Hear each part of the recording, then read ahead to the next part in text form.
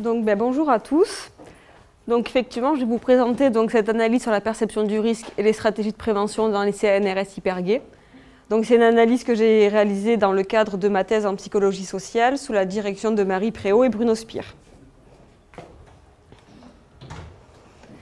Ces dernières années est venu s'ajouter au package d'outils de prévention existants la prophylaxie pré-exposition, la PrEP, qui est donc un outil de prévention biomédicale dans le champ du VIH, donc c'est un médicament, qui est à destination des personnes exposées à un fort risque d'infection. Donc grâce à la PrEP, on a pu observer une réduction de l'incidence du VIH de 86% dans l'essai PROUD et de 97% dans la phase ouverte de l'essai NRS hypergay. Donc l'objectif de la PrEP, c'est de cibler les groupes et les individus les plus exposés à une infection avant même qu'il y ait une prise de risque. Depuis 2015, l'Agence nationale de sécurité du médicament a établi une recommandation temporaire d'utilisation pour la PrEP en tant qu'outil additionnel dans le cadre d'une stratégie de prévention diversifiée de la transmission du VIH. Donc il y a deux façons différentes d'utiliser la PrEP. Donc il y a soit le schéma dit continu, donc c'est une prise par jour à heure fixe, quelle que soit l'exposition au risque, ou bien à la demande. Donc la PrEP à la demande se prend avant et après un rapport sexuel à risque. Dans ce cas, le protocole d'utilisation, c'est 2 comprimés entre 24 heures et 2 heures avant un rapport sexuel à risque, puis un autre comprimé 24 heures après la première prise et un dernier 48 heures après. En cas de rapport sexuel successif, il faut continuer de prendre un comprimé par jour jusqu'à 48 heures après le dernier rapport. Donc, pour être efficace, la PrEP doit être prise correctement, donc son efficacité est conditionnée à l'adhérence, et elle nécessite également d'anticiper la prise avant la rencontre sexuelle dans le cadre de la PrEP à la demande. Donc, si on s'est intéressé à la perception du risque dans la stratégie de prévention, c'est d'une part parce que la PrEP à la demande nécessite une bonne évaluation des risques avant une rencontre sexuelle, et également parce que dans la littérature, on peut voir que la perception du risque est un facteur qui détermine les stratégies de prévention et que l'adhérence à ces stratégies est positivement associée à la perception du risque. Donc, dans notre étude, on avait 2 objectifs. Donc, premièrement, c'était évaluer la perception du risque dans l'essai hypergay. Premièrement, en identifiant les trajectoires de perception du risque des participants et ensuite en étudiant les facteurs qui impactent cette perception du risque dans chaque trajectoire. Et notre deuxième objectif, c'est d'évaluer l'impact de la perception du risque sur les choix préventifs. Donc en étudiant le lien entre les trajectoires de perception du risque et les trajectoires d'utilisation du préservatif et de la PrEP. Donc notre étude s'inscrit dans l'essai ANRS hypergay. Donc c'était un essai randomisé en double aveugle qui avait pour but d'évaluer l'efficacité de la PrEP à la demande chez les hommes ayant des rapports sexuels avec des hommes à fort risque d'infection. Donc la population d'étude, c'était des HSH séronégatifs, ayant eu au moins 2 rapports anals avec des partenaires différents non protégés dans les 6 mois précédant l'inclusion. L'essai s'est déroulé dans 5 villes en France, donc à Paris, à Lyon, Nantes, Lille et Nice. Donc la première partie de l'essai était randomisée en double aveugle, donc entre février 2012 et novembre 2014. Donc il y avait un bras placebo et un bras PrEP à la demande. Ensuite, on a évalué l'efficacité de la PrEP à la demande. Comme les résultats étaient très positifs, l'essai s'est poursuivi en phase ouverte jusqu'en juin 2016. Donc tous les participants recevaient la PrEP à la demande. Sur toute la durée du suivi, les participants étaient suivis tous les 2 mois. À cette occasion, ils avaient accès à des outils de prévention, donc gel, préservatif, matériel d'injection. Ils avaient également un suivi médical avec un médecin, donc pour l'adhérence à la PrEP et le suivi des effets secondaires, et également pour le dépistage du VIH et des IST. Et ils voyaient également un accompagnateur communautaire pour du counseling sur l'adhérence à la PrEP et les stratégies de réduction des risques principalement.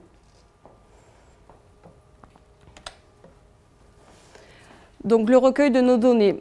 Donc on a utilisé les données de la phase ouverte de l'essai quand tous les participants avaient la PrEP. On a utilisé les questionnaires participants qui étaient à remplir en ligne tous les 2 mois. Donc il y avait des questions sur les comportements sexuels, l'utilisation du préservatif et de la PrEP, la perception du risque et la consommation de drogue et ou d'alcool déclarée au cours du dernier rapport sexuel. Pendant la phase ouverte, il y avait 18 mois de suivi. Donc il y avait 361 participants dans notre étude, avec un âge médian de 35 ans.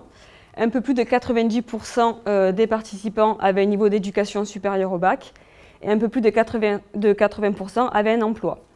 Donc on avait plutôt affaire à des participants appartenant à une catégorie socio-professionnelle élevée. Au niveau de leurs caractéristiques comportementales, le nombre médian de rapports sexuels durant les 4 semaines précédentes était évalué à 10. Le nombre médian de partenaires sexuels au cours des 2 derniers mois était de 7. Et presque la moitié des participants ont déclaré avoir consommé de la drogue au cours des 12 derniers mois. Donc c'était une population qui avait des pratiques sexuelles à risque. Donc concernant notre premier objectif sur l'évaluation de la perception du risque, on a mis en place un modèle de trajectoire longitudinale qui nous a permis de déterminer le niveau de perception du risque VIH associé au dernier rapport sexuel. Et on a fait des mesures répétées de M0 à M18 pour avoir plusieurs données.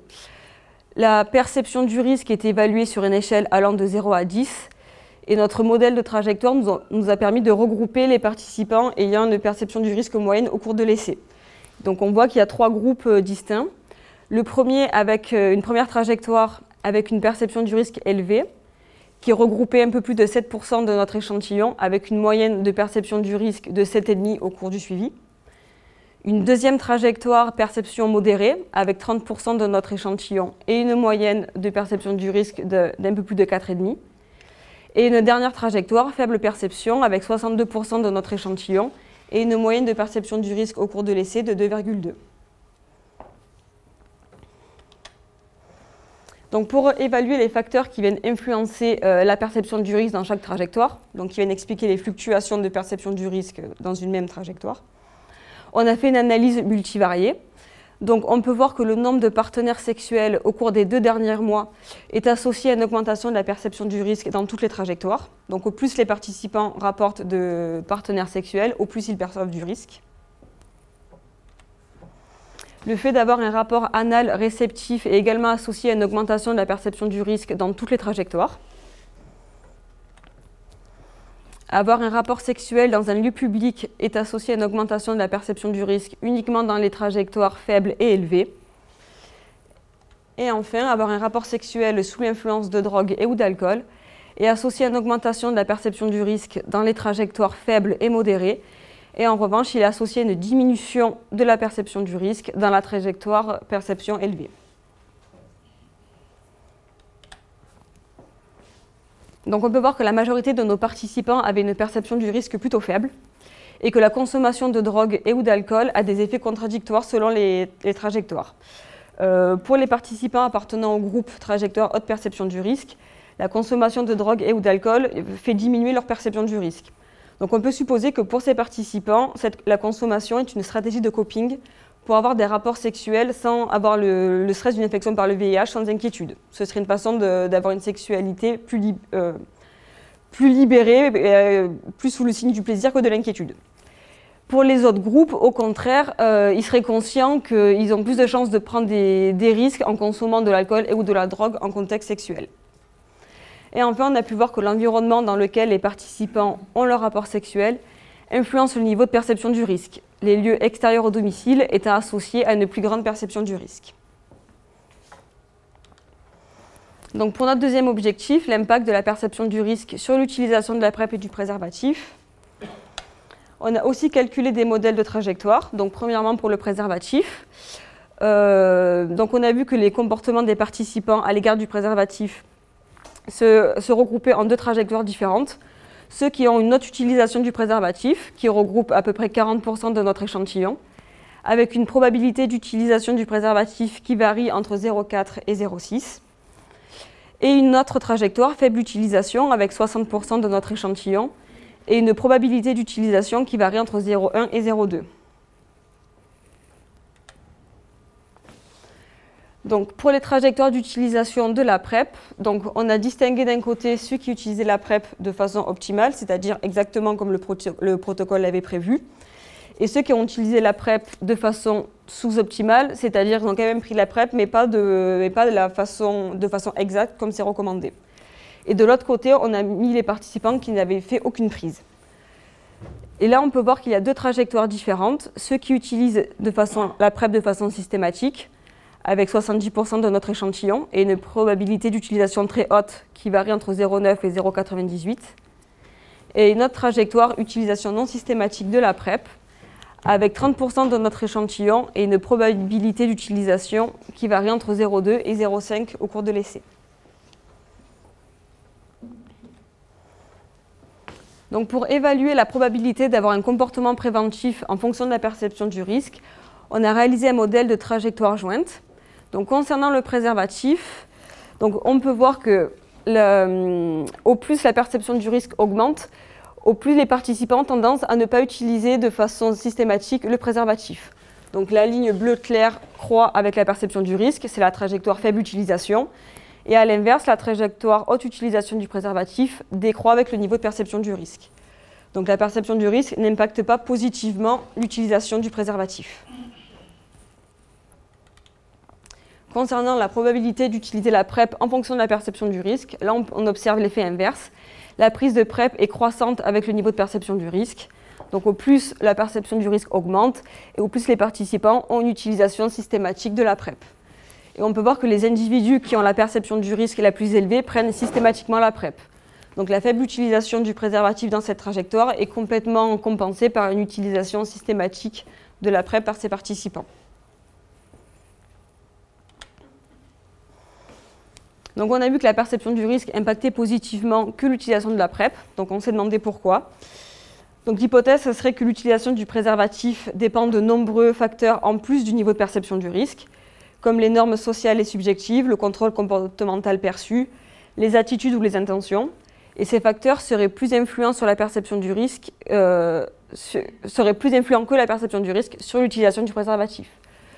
Donc très concrètement, le préservatif, pour être utilisé, ça nécessite l'accord des deux partenaires. Donc si le préservatif n'est pas valorisé dans un certain groupe, la personne qui l'amène dans une négociation, il risque de perdre le rapport.